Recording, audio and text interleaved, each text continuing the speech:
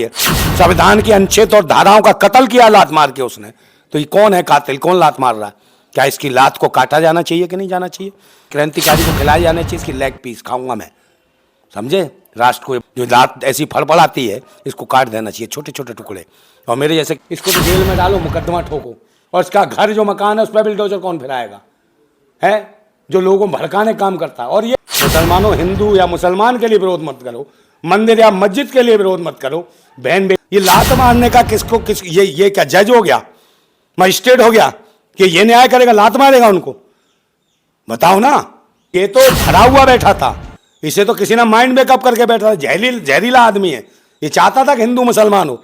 ये इनका परिवार है, मोदी का है। वो जो महिला खिलाड़ी थी, इनके परिवार की महिलाएं थी, वो उनका रेप करवा रहे थे। तो महिलाओं का, बेटियों का रेप कराता है मोदी। ये शर्म आनी चाहिए। डूब के मर जा। जैसे वो कह रहा है हमारे पापा हैं। कौन कौन? संबित पात्रा, गोबर पात्रा भूतनी का। वो कह रहा है हमारा बाप है। जैसे वो कह रही कंगना राणावत 14 के बाद पैदा हुई है। तेरे बाप 14 के बाद पैदा हुए, भूतनी की।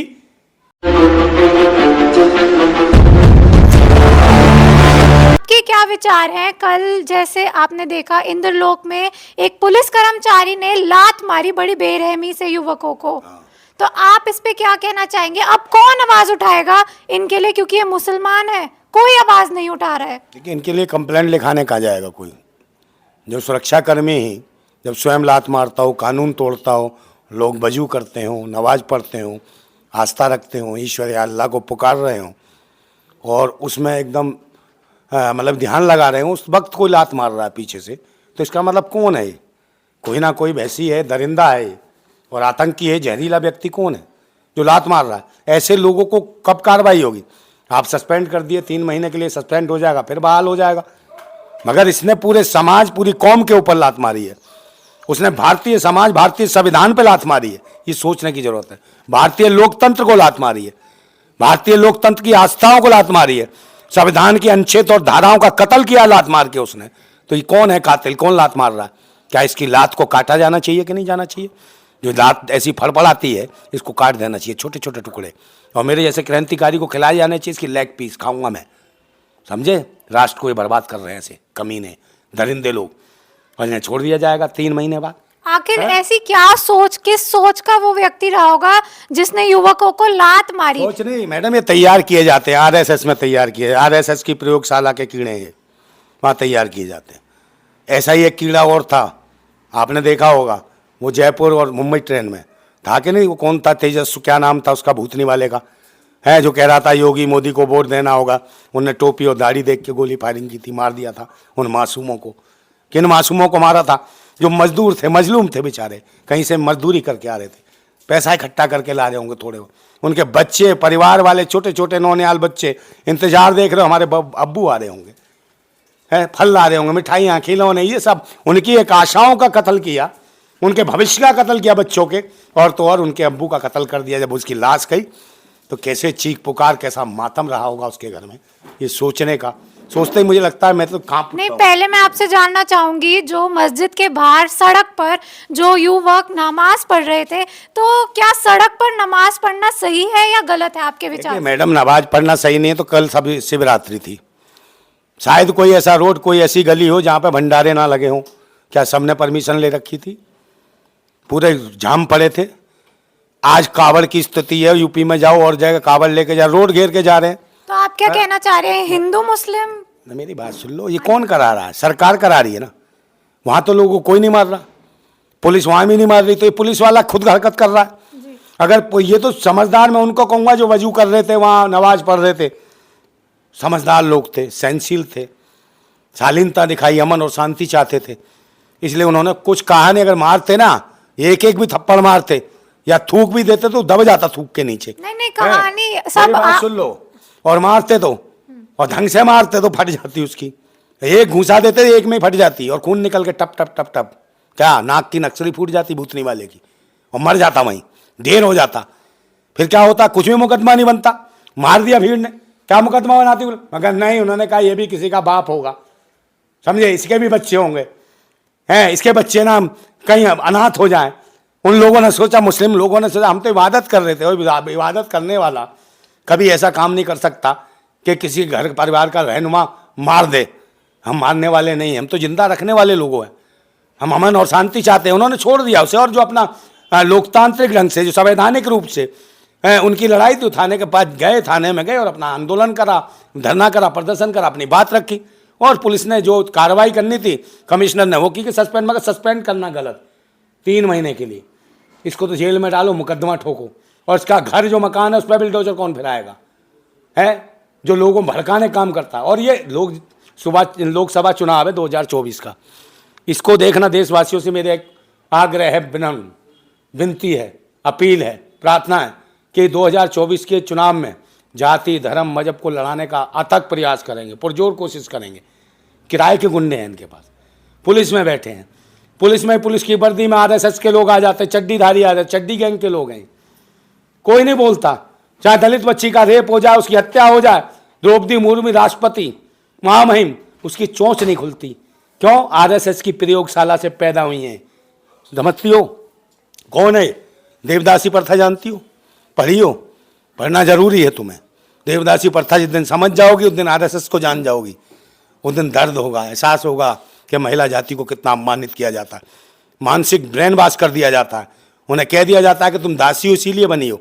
तो इसी प्रकार से हमारी देवदासी प्रथा की मानसिकता की बैठी हैं देश की राष्ट्रपति, जो उनके दलितों के मुंह पे मूत दिया जाए तो चोंच नहीं निकलती, महिलाओं को निर्वस्त्र घुमा के उसका बलात्कार सामूहिक रूप से कर दिया जाए तो महामहिम राष्ट्रपति नहीं बोलती, बच्चियों का बलात्कार कर दिया जाए तो महामहिम राष्ट्रपति नहीं बोलती है। महिला जज को, कोई जज रात को बुलाए और वो चिल्लाए महिला जज, तो राष्ट्रपति नहीं बोलती। तो महिला राष्ट्रपति का होना ना होना, ऐसी देवदासी महिला राष्ट्रपति का होना देश के लिए खतरनाक है। कि देश को हमें राष्ट्रवाद की ओर ले जाना, संविधान की विचारधारा चलना, पाखंडवाद की विचारधारा से देश नहीं चलेगा। तो फिर मैं कहता हूं कि तूफानों से आंख मिलाओ, सैलाबों पर पार करो और पाखंडवाद का चक्कर छोड़ो, राष्ट्रवाद के साथ चलो, संविधानवाद के साथ चलो। और मैं कहता हूं, मैंने सुने थे बेरहमी के मंजर बहुत, आज ये मंजर देख भी लिया, और जिसको दिया था देश की हिफाजत का ठेका उसी के हाथ में खूनी खंजर देख भी लिया। यह हालत चल रही है। ये निर्लोक की घटना जो है, और मुस्लिम भाइयों संयम बना के रखो, और भाई भी हमारे जो संयम बना के रखे, तो इस देश में जो 2024 में जो दंगा कराना चाहते हैं, मारकाट कराना चाहते हैं और ईवीएम मशीन से चुनाव लूट लेना चाहते हैं, इससे अगर लड़ना है तो ईवीएम का विरोध करो। मुसलमानों, हिंदू या मुसलमान के लिए विरोध मत करो, मंदिर या मस्जिद के लिए विरोध मत करो, बहन बेटियों की इज्जत के लिए विरोध करो। बहन बेटियों की इज्जत सुरक्षित रखनी है। और ये वही हैं जो राष्ट्रवाद की बात कहते हैं, रामराज की बात कहते हैं, ये वही हैं जिनके 11 जातिवादी गुंडे, जानती हो ना। मैं आपसे पूछना चाहूंगी कि जो मुस्लिम भाई थे वो परमिशन भी तो ले सकते थे ना, कि हम नमाज पढ़ना चाह रहे हैं, जैसे अगर हिंदुओं की रैली निकलती है, जैसे कि आपने कहा कि शिवरात्रि थी तो रैली निकलती है, कावड़ यात्रा निकलती है, तो वो परमिशन लेके निकलती है, तो क्या परमिशन लिए? तो मुस्लिम भाई परमिशन ले सकते थे? मैडम, हाँ जी, नमाज पढ़ रहे तो क्या दिक्कत है इसमें? कल मेरी बात रोड सुनो, ब्लॉक्स हो जाते कल महिला हो, डिलीवरी होनी हो, रोड पर डिलीवरी होगी तो क्या कहोगे? लात मारेगा उसके पुलिस वाला कि यहाँ डिलीवरी क्यों कर दी? परमिशन लेती तब करती डिलीवरी। कुछ चीज़ें होती हैं जो अचानक होती हैं, पूजा कर ले तो 5 मिनट रुक नहीं सकता था क्या? जैसे कि मेरी बात सुनो, 10 मिनट रुक जाता, गलत कर रहा था नोटिस देता, उसको मुकदमा लगाता। ये लात मारने का किसको ये क्या जज हो गया, मजिस्ट्रेट हो गया कि ये न्याय करेगा, लात मारेगा उनको? बताओ ना। और जब आदमी वजू 5 मिनट सबको पता, 5-10 मिनट में नमाज खत्म हो जाएगी, लाजब 15 मिनट में, तो ये 15 मिनट बाद उनसे कह सकता था ये बात। मगर ये तो भरा हुआ बैठा था, इसे तो किसी ने माइंड मेकअप करके बैठा था। जहरीला आदमी है, ये चाहता था कि हिंदू मुसलमान हो। किसने माइंड मेकअप करा? अरे भाई, आरएसएस के लोग हैं, ये चड्डी गैंग के लोग हैं, पुलिस में भर्ती हो गए हैं, किसान आंदोलन में पुलिस वाले बन के लठ मारते थे, ये वही लोग हैं, ये आतंकी लोग हैं, देशद्रोही हैं, और ये चाहते हैं हिंदू मुसलमान कराएं। बारी देवे कल मार देते मुसलमान, तो पूरे दिल्ली में उसका अलग तरीके से पेश करती है पुलिस है। और उसके बाद वो मेन मिस्ट्री मीडिया दिल्ली बैठी है, वो नहीं बताएगी ढंग से, बताए ना उसका ये क्या हुआ, और क्यों नहीं बताई कि भाई इसको सस्पेंड करो ढंग से, इसकी बिल्कुल नौकरी खत्म करो, उसके घर पे बिल्डोजर फिराओ। और जो टनल में जो निकाल के लाया मजदूरों को वकील हसन, उसका घर तोड़ दिया 80 गज का, बताओ। उसके बच्चे, उसके बेटियों को छेड़ा गया, बदतमीजी की गई। तो ये है तुम्हारा, ये तुम्हारे देश की ये इनका परिवार है मोदी का, है। वो जो महिला खिलाड़ी थी, इनके परिवार की महिलाएं थी, वो उनका रेप करवा रहे थे। तो महिलाओं का, बेटियों का रेप कराता है मोदी, अपने देश की बेटियों का रेप करा रहा है। तू परिवार का मुखिया है, बेशर्म, शर्म आनी चाहिए। डूब के मर जा, खुद के बीवी नहीं, बच्चे नहीं, और बीवी थी भी तो छोड़ दिया, दूसरों को 3 तलाक का पहाड़ा, समझे, अपनी बीवी को लगा दिया किनारा, दिखा दिया, और देख रही है 7 जन्म 7 फेरे 7 बंधन की बात करता है। रात भर नहीं रुका ये मैडम शादी के बाद, समझी, रात में भाग गया, देख रही आज तक 7 जन्म की बात कर, उसको गारंटी नहीं दी। कह रहा मोदी है तो गारंटी, बीवी को गारंटी देता है, परिवार में कुछ विकास पैदा हो गया होता है, बच्चे खेल कूद रहे होते, दादा नाना बन गया होता तू आज। मगर नहीं, बिना मतलब का दूसरे के बच्चों को अपना बच्चा बनाते हैं। जैसे वो बताता चुसेला, जो सीमा हैदर आई है भाग के, है, बच्चे किसी और के, बाप बनोगे तुम। जैसे वो कह रहा है हमारे पापा हैं, कौन कौन, सम्मित पात्रा, गोबर पात्रा भूतनी का, वो कह रहा है हमारा बाप है। जैसे वो कह रही कंगना राणावत 14 के बाद पैदा हुई है, तेरे बाप 14 के बाद पैदा हुए, भूतनी की है। भगत सिंह याद नहीं है तुझे, राजगुरु याद नहीं, सुखदेव याद नहीं, भूतनी की तू 14 के बाद पैदा हुई है। 14 के बाद तेरे को बता तेरा बाप मोदी है, तेरी अम्मा ने बताया, किसी और ने, या तेरा बाप आत्महत्या करके मर गया कि तू मोदी की औलाद है। इन बेशर्मों को शर्म नहीं आती, राष्ट्र को बर्बाद करने में लगे हैं। फिर मैं कहता हूं कि भाई ऐसे लोग से बचना चाहिए जो धर्म मजहब के नाम पर जो आतंक बचा रहे हैं। मैं कहता हूं ये धर्म मजहब के पाखंड का जो धुआं सा उठ रहा है, ये जो धर्म मजहब के पाखंड का जो धुआं सा उठ रहा है, कहीं मेरी भारत माता घुट तो न जाएगी, कहीं मेरी भारत माता घुट तो न जाएगी। और ये जो भगवा भगवा सी लपटें उठ रही हैं, कहीं मेरी भारत माता जल तो न जाएगी, जल तो न जाएगी। और हम क्रांतिकारी, दिल में आग और हाथ में क्रांति की मसाल लेके चलते हैं, दिल में आग और हाथ में क्रांति की मसाल लेके चलते हैं। वो भगवाधारी ततैयो भड़वो, तुम क्या मेरी भारत माता को जलाओगे? अगर क्रांतिकारी की मसाल के आगे आगे ना तो जल के राख और खाक हो जाओगे, समझे। जिंदाबाद था भारत, जिंदाबाद है भारत, जिंदाबाद रहेगा, जिंदाबाद भारत।